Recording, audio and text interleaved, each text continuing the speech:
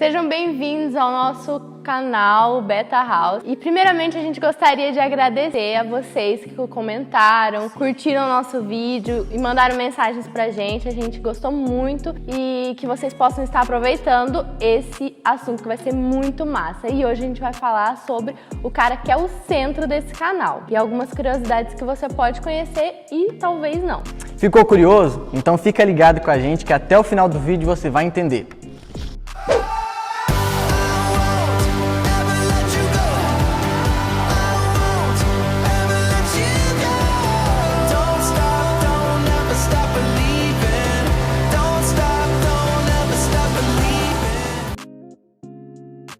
E o cara que a gente vai falar sobre nesse vídeo é claramente Jesus, né, gente? E para começar a falar sobre ele, a gente tem que voltar no tempo a mais ou menos 2000 anos atrás, lá em Belém de Judá, que foi onde Jesus nasceu. Jesus não nasceu em berço de ouro não, caso você não saiba. Ele nasceu numa manjedoura, no meio de um estábulo cheio de animais. Então, tipo, é um jeito bem diferentão, né, de nascer. O cara já chegou chegando aqui na Terra. Mas, como eu disse antes, Jesus nasceu em Belém, que fica na atual Cisjordânia, lá no continente asiático. E o clima meio semiárido lá, era claro que, tipo, isso iria influenciar na aparência física de Jesus, né? Então, a imagem que a gente tem dele de um cara branquinho, meio bronzeado surfista, cabelo compridinho e liso, olho azul, tipo, super praiano. Tipo, tira isso da sua cabeça. Isso é um encaixe de Jesus no padrão europeu, que era considerado bonito na época que faziam as pinturas, todas aquelas artes. Então, tipo, Jesus possivelmente não seria assim. Ele vivia num lugar desértico, um clima mais seco. Então, tipo, alguns historiadores e pesquisadores supõem que Jesus ele teria aproximadamente 1,60 de altura, baseado na média dos judeus daquela época. Jesus teria a pele morena, os olhos castanhos, o cabelo um pouco mais curto, porque não era costume da época os homens deixarem o cabelo tão longo, e a barba por fazer, né, já que naquela época não existia barbeiro. Então Jesus definitivamente não tem aquela imagem de galã, até porque na Bíblia, apesar de a gente não ter uma definição da real aparência dele, a gente tem um versículo que diz que nele não havia muita beleza. Então, desconstruam essa imagem whitewash que vocês têm sobre Jesus. Teve um comentário aqui e teve um cara que colocou a imagem de como a gente sempre vê ele, né? Que é um cara de cabelo grande, igual a Gabi falou, branco, de zóio verde. E aí ele falou, e depois ele colocou do lado a provável aparência, sabe? Tipo assim, deu até um choque em mim, porque é super diferente, não tem nada a ver, sabe? Igual a Gabi falou,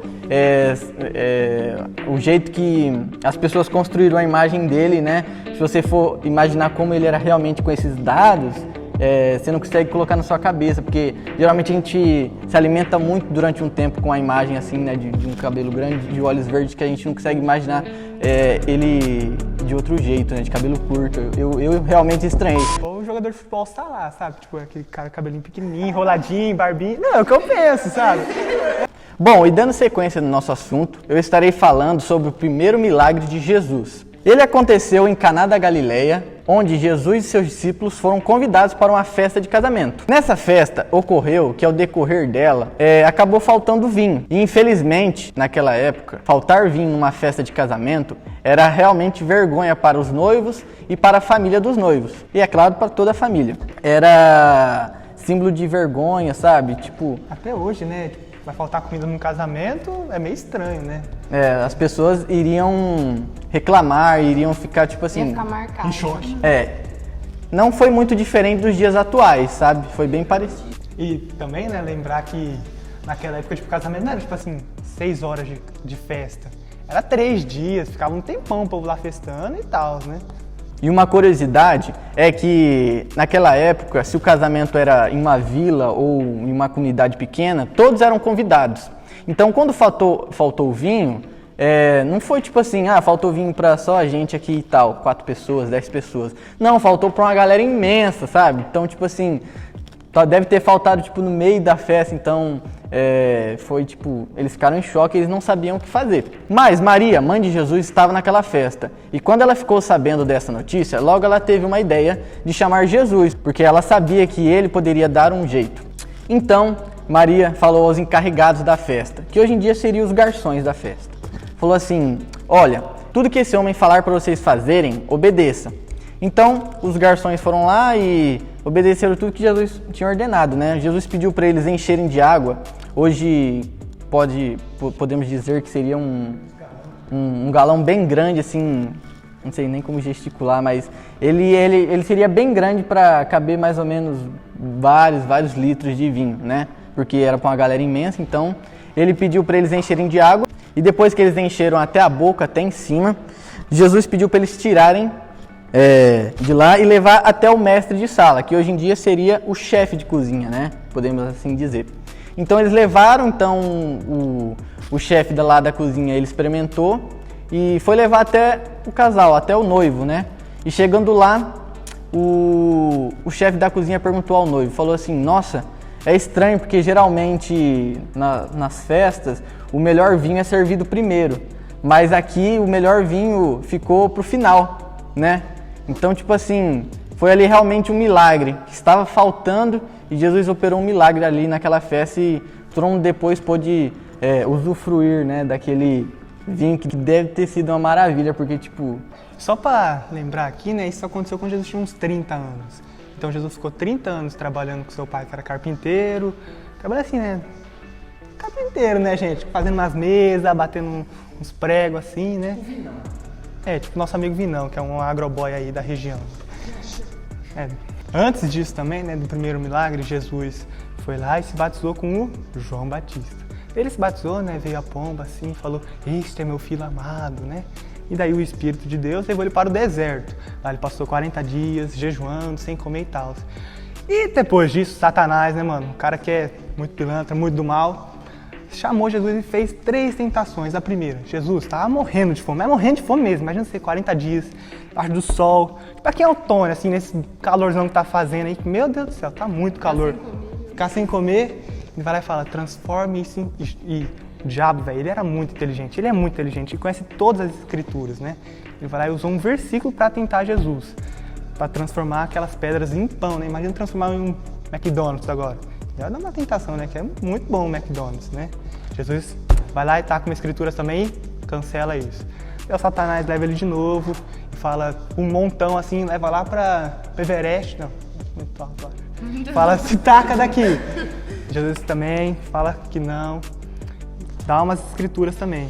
E o Satanás pela terceira vez leva Jesus, mostra assim, ó, uma fazendona assim, ó, fala: se você me adorar, esta fazenda será tua.